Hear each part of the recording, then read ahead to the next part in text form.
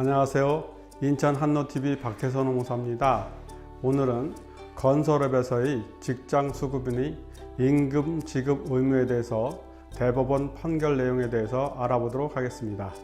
2025년 12월 11일 대법원이 판결한 내용에 의하면 근로기준법 제44조의 2 제1항은 건설업에서 사업이 두 차례 이상 도급이 이루어진 경우에 건설산업기본법 제2조 제7호에 따른 건설산업기본법 또는 다른 법률에 따라 등록 등을 하고 건설업을 하는 자가 아닌 하수급인이 그가 사용한 근로자에게 임금을 지급하지 못한 경우에는 그 직상수급인은 하수급인과 연대하여 하수급인이 사용한 근로자의 임금을 지급할 책임을 진다 라고 규정하고, 같은 조 제2항은 제1항의 직상수급인이 건설산업기본법 제2조 제7호에 따른 건설사업자가 아닌 때에는 그 상위 수급인 중에서 최하위의 같은 호에 따른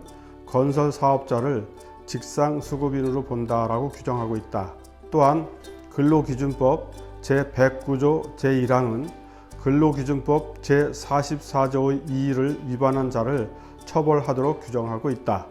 이는 직상수급인이 건설업 등록이 되지 않아 건설공사를 위한 자금력 등이 확인되지 않은 하수급인에게 건설공사를 하도급하는 위법행위를 함으로써 하수급인의 임금 지급 의무 불이행에 관한 위험을 야기한 잘못에 대하여 실제로 하수급인이 임금 지급 의무를 이행하지 않아 이러한 위험이 현실화되었을 때 직상수급인의 근로자에 대한 직접 책임을 묻는 것이다.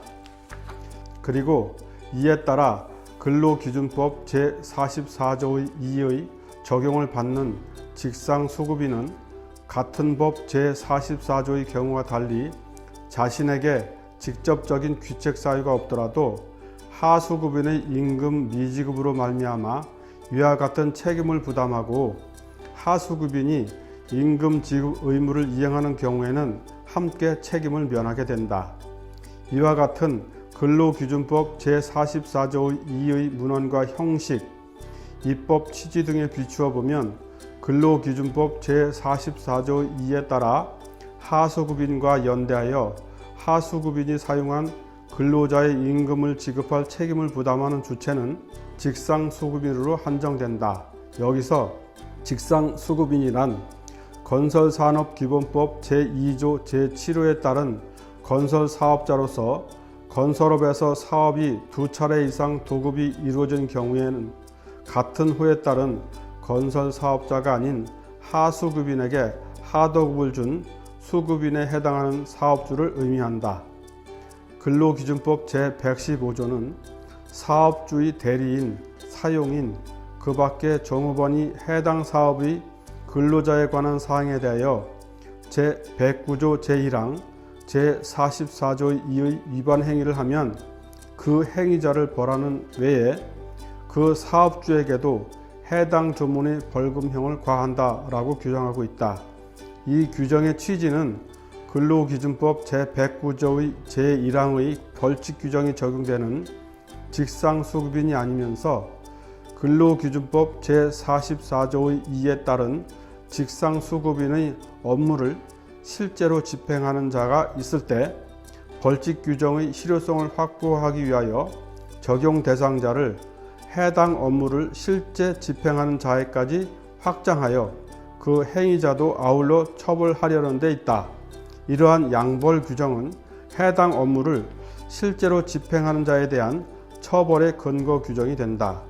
근로기준법 제44조의 2의 입법 취지와 규정 내용에 비추어 보면 근로기준법 제44조의 2에 따른 직상수급인의 업무를 실제적으로 집행하는 자란 건설업 등록이 되지 않은 하수급인에게 건설공사를 하도급하는 업무 및 하도급 대금 지급 등 해당 하도급과 관련하여 자금을 집행하는 업무 등에 관하여 사실상 행위자 자신의 독자적인 판단이나 권한에 의하여 그 업무를 수행할 수 있는 사람을 의미한다.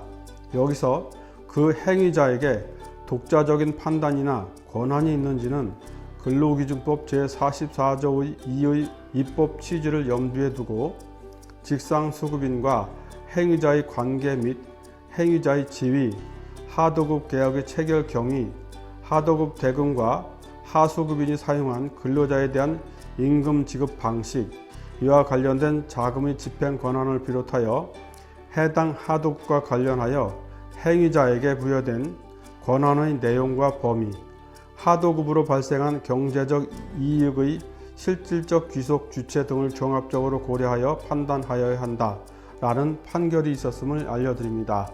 다음에는 더 유익한 자료로 여러분을 뵙도록 하겠습니다. 감사합니다.